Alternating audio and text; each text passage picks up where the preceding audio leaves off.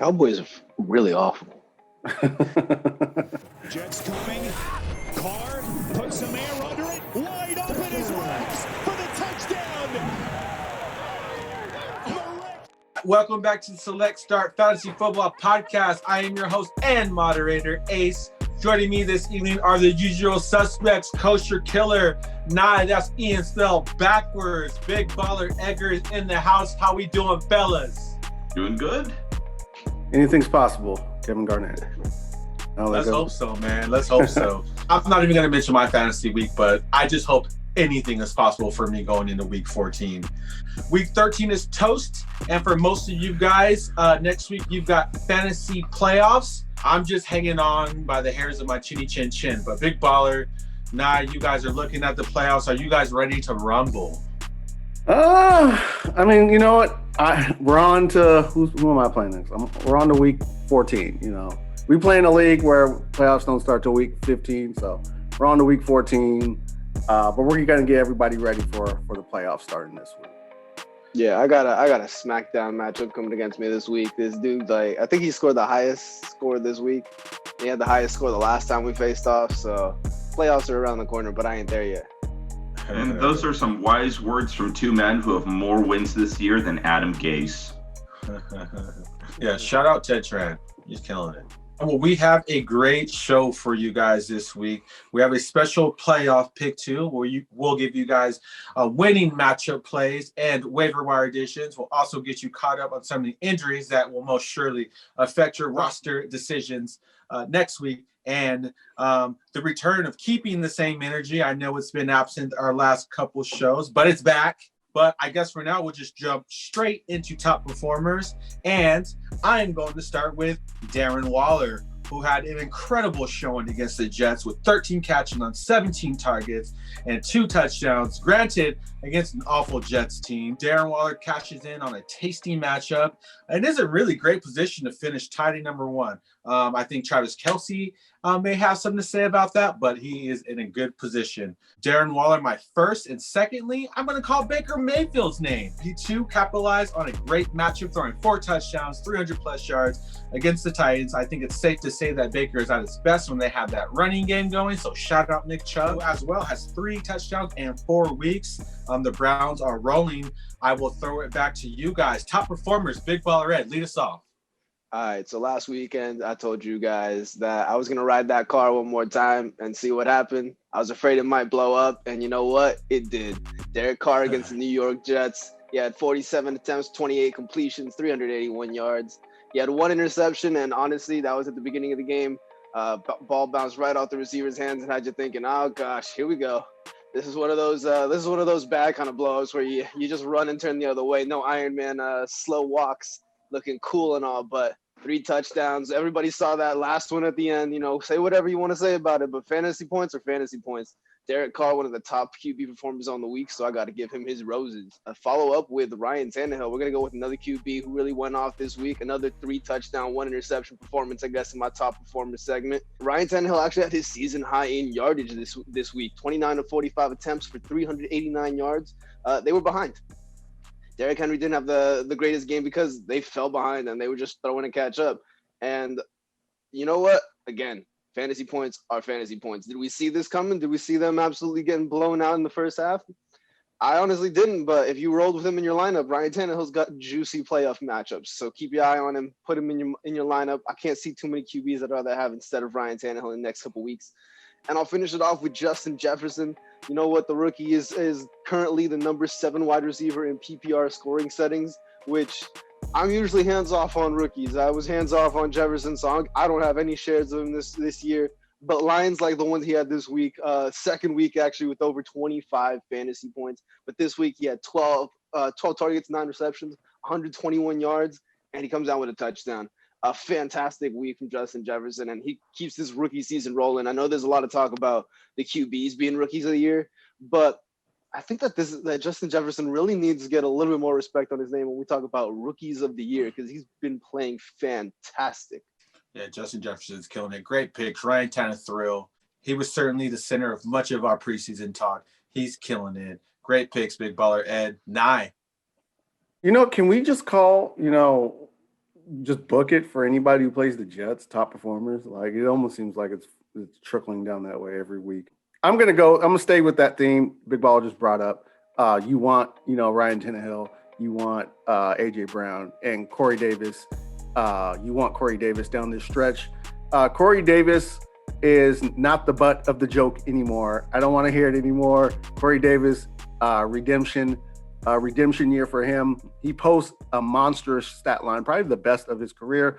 11 catches on 12 targets, 182 yards and a touchdown, averaging over 16 yards per catch. He went out there and he tried to keep his team in the game. He did what he could, but the Tennessee Titans obviously fell short. Actually, they fell more than short, and they got blown out of the water. But Corey Davis was the beneficiary of a lot of passes thrown his way. Kudos to you, Nye. Flowers for Corey Davis, man. He's killing it. Coach your killer. Top performer, sir. So I'm going to build off a different theme from Big Baller. He built on the quarterbacks as a theme. I'm going to build on the fact that we're going to throw it back a week to a couple players we mentioned. And I've got 4 players, but the first 2 are both names we talked about last week. First one is David Montgomery, the Bears running back. He had 111 total yards and 2 touchdowns. We said he was going to be key for you in the playoffs, and last week, or this past week, he showed you just why. The other player we mentioned last week is Kiki Kuti from Houston. 8 catches for 141 yards. He didn't get in the end zone, but he certainly got the volume in terms of catches. He had, I think, 9 targets. He's coming down with almost everything thrown his way, and he's getting good yards. 2 players who came seemingly out of nowhere to have really nice weeks. One is Arizona Cardinals tight end Dan Arnold. He had 2 catches for 61 yards and 2 scores. It's not a bad day if you're a tight end. We mentioned the Jets, but they did something right. Ty Johnson, the running back, in relief of Frank Gore, 22 carries, 104 yards, and a touchdown. So Ty Johnson gets his roses too. Great picks. I'm sure we'll talk about Ty Johnson coming up in our playoff pick 2 matchups. But was there anyone we may have missed out very briefly before we move on? You look like you're dying to get in here, and I jump in. Yeah, really quick. Another guy who they actually just played on Monday night, and I want to give him his flowers, so to speak. Was Logan Thomas, another tight end who had a big weekend. It was a big weekend for tight ends. If he's still out there on the waiver wire, he's a guy definitely you need to be smashing the add button for. He went out and he had 9 catches on 9 targets for 98 yards and a touchdown. He's looking like a focal point of this offensive attack. We're going into week 14. Logan Thomas is, at least in our league, in standard definition, the PPR is a top 10 tight end play. And I don't know about you guys. If you guys notice the trend lately, man, these tight ends are really changing weeks. I rostered Mike Gesicki. I took him off the waiver wire last week. He got me 20-some points. Number 8, Logan Thomas, great play. And we'll use that to segue us in to our playoff pick 2, first annual playoff pick 2, or matchup plays. I guess the obvious guys trending. You mentioned Ty Johnson, kosher, coming in for Frank Gore, who left the game with a concussion. Jalen Hurts getting the nod. I'll throw it back at you guys. I'm going to keep with the theme of the tight ends winning weeks, and I'm going to look at Dalton Schultz, the tight end for the Cowboys, against the Bengals. The Bengals have struggled against tight ends. They struggle against the pass.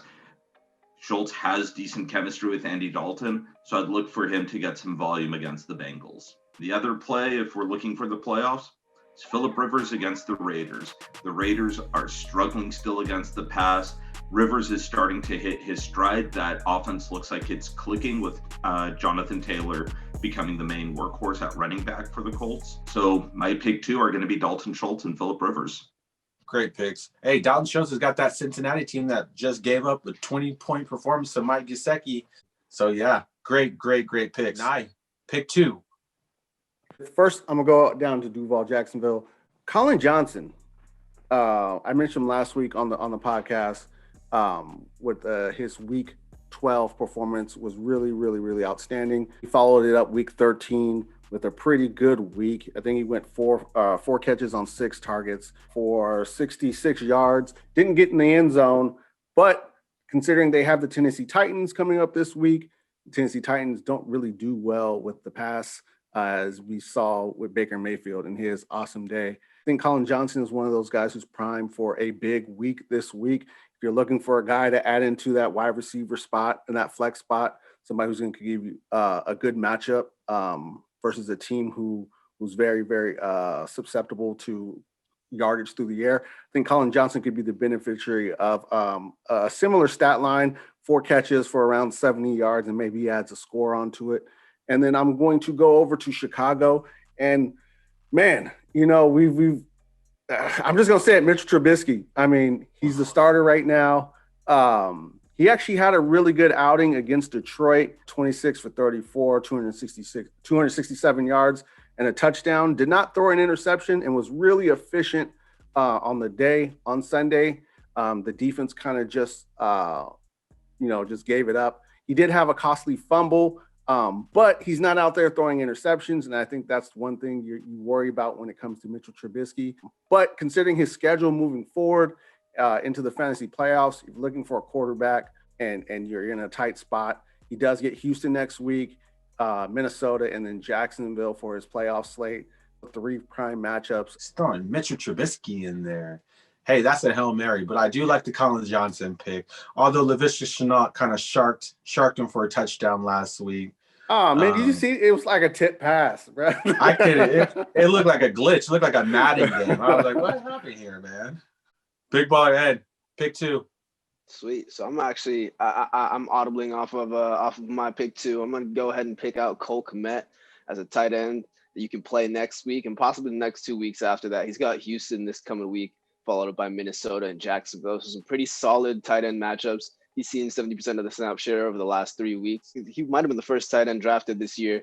There was talk about what the Bears would be able to do with him. Matt Nagy's obviously utilized the tight ends, and Jimmy Graham had some fantasy viability earlier in the season. But as they've demonstrated, Cole Kmet is picking up Jimmy Graham's role. And if he sees what he saw last week, 7 targets for 5 receptions, 37 yards and a touchdown, you got yourself a viable play at the tight end position. For a lot of you guys playing in tight end leagues, you know how awful that tight end position has been. Cole Kmet is definitely an option. Out there, you're looking at guys like Jordan Akins and Drew Sample. I think I would take Cole Kmet and at least the consistency that might come with his role over a Drew Sample playing Dallas or Jordan Akins, and he still has not seen the target volume. And my follow-up is going to be the Arizona Cardinals DST. Don't sleep on DSTs, guys. I can't tell you how many matchups I've won this year on just playing a better DST. Funny story. This is gonna take a half a second. I traded a DST. I traded for a DST, a QB for a DST. I got a text from the guy from the matchup playing that QB saying, "Hey yo, why did you trade a DST for a quarterback?" I said, "Man, because he's playing Dallas. My DST got 20 points for me on the week." So don't sleep on DSTs, guys. Arizona's got New York this week. Colt McCoy or Daniel Jones. I still want to attack the New York Giants. And the following week, he's got Philadelphia. You know, Jalen Hurts might do something to benefit the Philadelphia Eagles on the football field, but that offensive line is still a disaster. I want to attack both of those teams. So I'm picking up the Arizona Cardinals and riding them through my playoffs.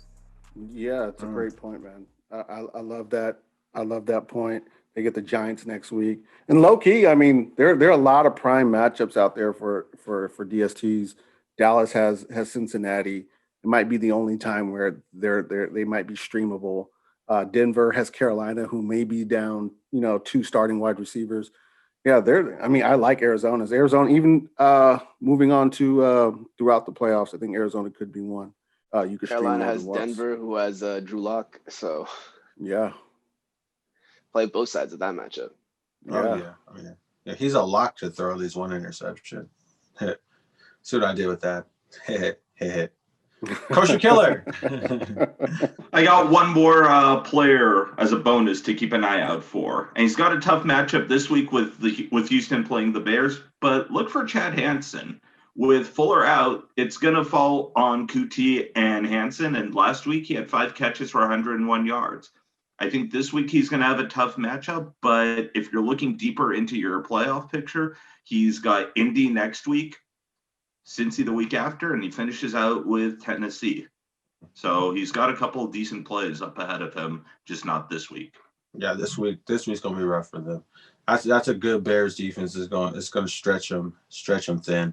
Man, as much faith as I have in Deshaun Watson, I would proceed with caution with Houston Texan players next week. I have David Johnson, and I'm iffy about playing him. We'll see. We'll see what Antonio Gibson's health looks like next week. And speaking of Antonio Gibson, we have some playoff injuries and COVID returns to talk about. Kosher, why don't you get us caught up with our injuries and COVID cases? So most of what we're going to say is COVID returnees. The first one is James Conner, the Steelers running back. He is expected to be back for week 14, which means he should be in play for the playoffs from his COVID designation. Carolina is dealing with COVID issues of their own. DJ Moore tested positive for it. Curtis Samuel is a close contact. Mark Andrews is expected to be back next week against Cleveland. As long as he is asymptomatic, he is eligible to play week 14. And you mentioned Antonio Gibson. There hasn't been any official word on him yet, but he was declared doubtful pretty early when he was pulled with the injury. And the fact that there's been no update since makes me think he's going to be doubtful to questionable at best for this upcoming week. Gibson specifically, most of the word on him has been indicating a toe injury. That could be a bad injury for him to have. There's word that he may miss the rest of the season, at least in fantasy terms. Yeah, and even if he does play, I'm not sure you want to put a lot of confidence in putting him in your lineup. I mean, we've seen players this year struggle with that turf toe injury all year. The one that comes to mind is Dante Jackson with the Carolina Panthers. At this point of in the season, I think you could kind of scratch playing Antonio Gibson. I know us AG owners out there, man, we're devastated, but hey, this is fantasy football. We told you last week, expect the unexpected. And this week, surely with his injury on his second carry, on his best carry at 14 yards on 2 carries before he got hurt. Didn't see it coming, but hey, that's why we play the games. Probably the best time to mention, once again, handcuffs are not the way to go. We saw Benny Snell handcuff James Conner and do nothing. We got Peyton Barber about to handcuff Antonio Gibson, and I expect nothing. We saw Devontae Booker handcuff Josh Jacobs, and he's got another week coming up with that. And there's nothing on the docket coming from these guys. You can go ahead and try and handcuff. At this point in the season, honestly, you probably are too late to make the right move. You're really hoping that a handcuff is going to save you, but I would prefer to play a guy who has a PPR floor like J.D. McKissic. I would even look at a guy like Nyheim Hines. Guys who aren't the number one, they aren't necessarily handcuffs in their backfield, and they've been on off of waiver wires as a result. But even though these guys are splitting backfields, even a guy like Darrell Henderson has much higher probability of breaking off that touchdown run like he did last week than I expect of a Devontae Booker. Played this game last year. Really, we were looking at Frank Gore as a Las Vegas matchup play. Ty Johnson ended up getting that matchup instead of Frank Gore. But we're talking about the Jets, guys. We didn't even want to play any of their starters before this injury. We wanted to play one of their starters because of a great matchup. Don't look at investing in a Ty Johnson and believing that this is going to be the guy who carries you through a fantasy playoff. The handcuffs are not the way to go. I'd say Ty Johnson has a pretty good matchup. I mean, if Frank Gore can't get back, more than likely it will be Ty Johnson. He does get Seattle this week, but I think he'll be quickly game scripted out of the matchup. So I don't think it's a good matchup coming up next week. It's a good matchup on paper. Seattle's run defense isn't great at all, but I think Seattle's going to game script Ty Johnson out of the equation, and it won't be worth the investment. Let's keep that same energy. This week we got T.Y. Hilton versus Cam Akers. After disappointing pretty much all year, T.Y. Hilton now has 2 touchdowns in 2 weeks and almost 50 combined fantasy points in that span. And it's starting to look, well, like the old T.Y. Hilton. And all of a sudden that Colts offense looks, dare I say, explosive. And then we got Cam Akers. He logged in over 20 carries for over 70 yards and a touchdown. We briefly talked about that Rams backfield last week, but unfortunately that discussion did not make the cut. But in my estimation, he's starting to look like the lead back in that backfield. He's got a tough matchup against the Patriots next week. T.Y. has the Raiders secondary next week. Who we got, fellas, to keep that same energy in week 14? T.Y. Hilton, Cam Akers. We'll start with you, Nye. I'm going to go T.Y. Hilton against that Oakland Raiders secondary. I just think they're susceptible to the pass. As much as I like Cam Akers, and I do own Cam Akers on my team, I want Ty this week because he gets the Raiders, and the Raiders are going to do what the Raiders do, and they're going to blow coverages. He's going to catch 8 balls, for 100 yards. It looks like they've gotten it together, and they're rolling right now, and I don't see why this thing's going to stop. I also expect Sean McVay to do McVay things and give Malcolm Brown this week's touchdown. So I'm going to ride with T.Y. Hilton. It's a great matchup. We talk about Phillip Rivers as a pickup, and he definitely is. I'm playing him in my lineup. I told you guys I was playing Phillip Rivers last week, but I'll be honest, I tilted at the end of the week, and I played Derek Carr, and I played Ryan Tannehill, but I'm not complaining. But I am playing Phillip Rivers this week because I don't like Derek Carr's matchup. So I'm going to be riding out there with Phillip Rivers. I think he's got a great matchup. T.Y. Hilton is also going to be a part of that. You see him since he came back from his injury. He's been getting a decent snap share and decent targets. The 11 targets from last week, I don't expect to hold. But with Phillip Rivers and the entire receiving core having a great matchup against the Las Vegas Raiders, I'm going to ride with T.Y. Hilton. Like I said, I expect McVay to do McVay things, right? When everybody thinks he's going right, when you think Cam Akers is about to break out, that's what McVay says. Malcolm Brown at the goal line for all 4 touches. So I'm going to ride with T.Y. 2 for T.Y. Kosher, please jump in here. It's a clean sweep for T.Y. Not only do I like the matchup, Cam Akers is coming off a short week, and New England has been in L.A. longer than the Rams have. They just played at SoFi Stadium. They shut out the Chargers. They stuffed the running game. They stuffed Ballage. They stuffed Herbert. So we know that they're going to be a tough defense to crack. Hilton's got an easier matchup. I love this matchup for Hilton. I'm going with T.Y. I don't like the short week and the tough defense for Akers. I'm going to complete it. I'm going for T.Y. too. The matchup's it's too good. The matchup's too good. Frankly, I think that defense is going to stifle the Raiders. It's T.Y. to the bank. For you Cam Akers owners, if you can get through this week, he has the Jets next week. And you know what the Jets do. They're all in tank mode right now. Cam Akers has a good playoff schedule. Well, that's going to do it for our show this week in our Week 13 recap, Week 14 playoff primer. Any final thoughts before we head out here? I'll start with you, Big Baller. Hold fast, guys. The fantasy playoffs are here. This is it. This is what you worked for. Let's get it done. Hey, now that the bye weeks are finally over, you don't have to worry about some of your top players missing matchups because of that. That's one less obstacle for you to face for the playoffs. Now you get to play the matchups that you feel are best. So do your homework, see what you like as far as streaming matchups, but also ride with your horses. You know who's gotten you into the playoffs if you're making it. You know who you feel comfortable with. Go with the lineup that you like. Yeah, most importantly, do your homework. Come watch Lexar every single week. Do your homework. Support that. Now I close this out. I just wanted, this time to just address the Seahawks are playing the Jets this week. So this seems like a perfect opportunity for Russell Wilson to go out there and throw 5, maybe even 6 touchdowns. So I'm going to book it right here. David Moore catches a touchdown. Stat line will look like 3 catches for 78 yards and a touchdown. So if you're looking for some deep dive right now, David Moore is your guy. I think he gets in the end zone. That wraps us up today, guys. Just want to give a special shout out to some of our most loyal viewers. Special shout out to Jackie from Starbucks. I'm going to shout you out. She wants to be on the podcast. One of these days, we're going to get you here on the podcast, Jackie. Also, just for you guys, as this fantasy football year winds down, just a special shout out to all you guys that have joined us this year and have checked out our channel. Over 100 subscribers in our first year, just blowing our wildest expectations. So special shout out to you guys. Looking forward to doing it with you guys again next year. Make sure you keep coming back. We've got a few weeks left, especially for you guys in leagues whose playoffs don't start until week 15. We will be here until the end of it. So for myself, for Big Baller Ed, for Nye, that's Ian spelled backwards, Kosher Killer. Make sure you guys like, comment, share, subscribe, ring that notification bell, man. We out.